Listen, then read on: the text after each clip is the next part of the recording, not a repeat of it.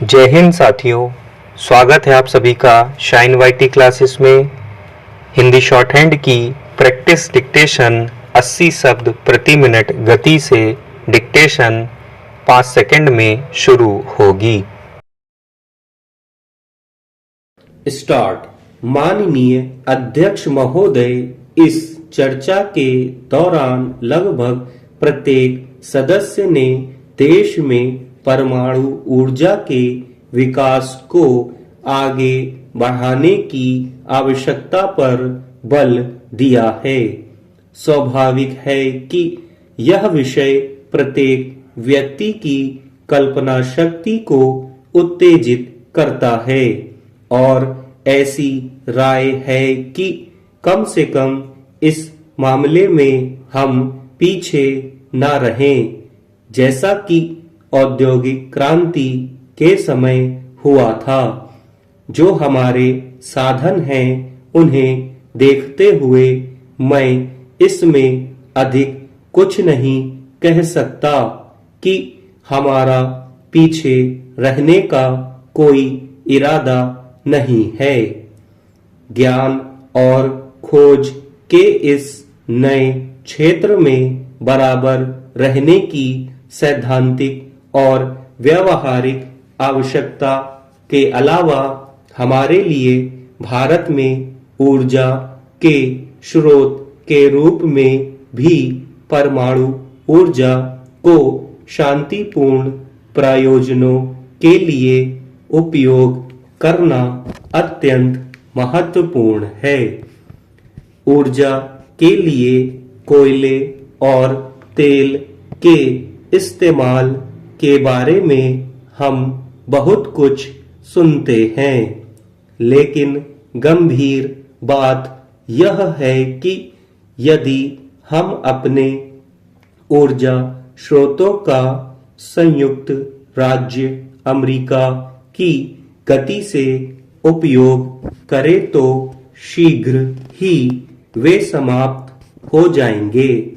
हमने पहले जितना सोचा था अब उससे अधिक तेल मिलने की आशा है और मुझे विश्वास है कि भारत के कई भागों में तेल मिलने की संभावना है, लेकिन वास्तविकता यह है कि हमारी ऊर्जा क्षमता जनसंख्या की तुलना में अधिक नहीं है।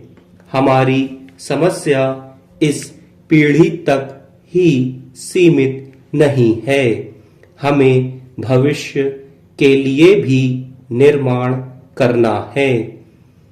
जहां तक दिखाई देता है, ऊर्जा के परंपरागत स्रोतों को छोड़कर परमाणु ऊर्जा को ही मुख्य स्रोत होना है। अतः परमाणु स्रोत से ऊर्जा पैदा करना हमारे लिए अत्यंत व्यावहारिक महत्व का है। आश्चर्य की बात है कि केवल 3-4 वर्ष पहले तक लोग ऊर्जा के लिए परमाणु ऊर्जा प्रयोग करने के बारे में अनिश्चित ढंग से बात करते थे। शायद ही किसी देश में निश्चित योजना थी।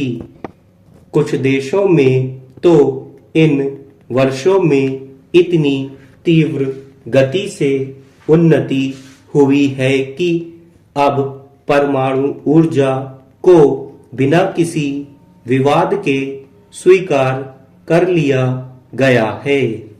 पहले यह सोचना ही कि उसे असैनिक कार्यों के लिए इस्तेमाल किया जा सकता है काल्पनिक लगता था। अब यह मान लिया गया है कि यह एक मितव्ययी साधन है।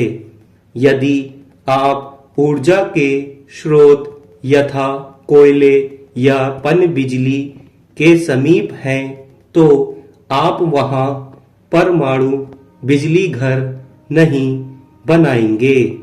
लेकिन दिल्ली जैसी जगह के बारे में सोचिए, यहाँ दूर से कोयला लाना पड़ता है। माननीय अध्यक्ष महोदय, मैं 3 बातें बताना चाहूँगा। पहली, यदि भारत को उन्नति करनी है और अपनी जनता का उच्च जीवन स्तर सुनिश्चित करना है तो हमें ऊर्जा के परंपरागत स्रोतों के अतिरिक्त कुछ नए स्रोत भी खोजने होंगे।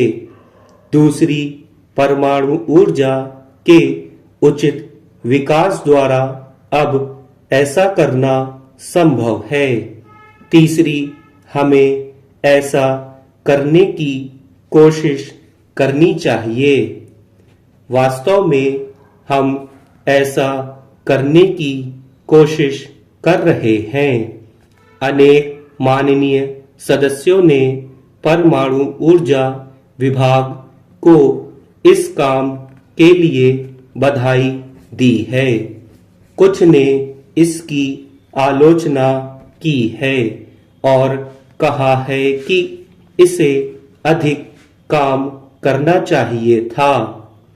कोई व्यक्ति क्या कर सकता है और यदि दूसरे ढंग से करता तो क्या करता, इसका सही मापन सरल नहीं है। लेकिन वास्तविकता यही है कि भारत में परमाणु ऊर्जा कार्य का विकास बहुत तेज और अच्छा है। यद्यपि परमाणु ऊर्जा आयोग पहले से था, लेकिन इस रूप में परमाणु ऊर्जा विभाग 3 वर्ष पहले 1954 में शुरू किया गया था। मेरा विचार है कि अगस्त 1954 में हमने परमाणु ऊर्जा कार्य पर यहाँ लगभग 1 करोड़ रुपया खर्च किया था। 2 वर्ष बाद यानी चालू वर्ष में हम उसका 12 गुना धन खर्च कर रहे हैं। यद्यपि धन कोई पैमाना नहीं है, फिर भी कभी-कभी इससे होने वाले काम का अनुमान लगाने में सहायता मिलती है। मैं सदन को सूचित करना चाहूँगा कि यद्यपि हम खर्च में कमी करने और धन बचाने के लिए उत्सुक हैं, फिर भी भारत सरकार में कभी किसी ने ना तो विभाग की मांगों को अस्वीकार किया है, ना ही आर्थिक कारणों से इसके विकास के मार्ग में बाधा डाली है।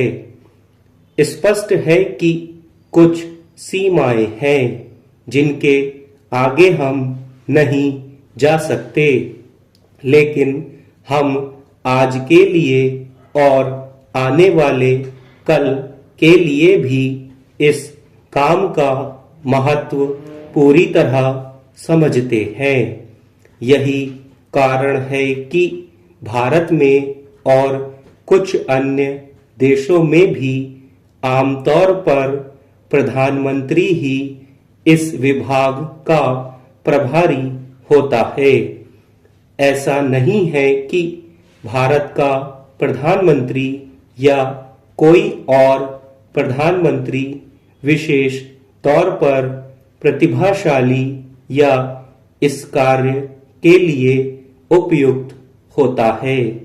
प्रधानमंत्री के प्रभारी होने से केवल यही पता चलता है कि परमाणु ऊर्जा के काम को कितना अधिक महत्व दिया गया है। परमाणु ऊर्जा के 2 पक्ष हैं।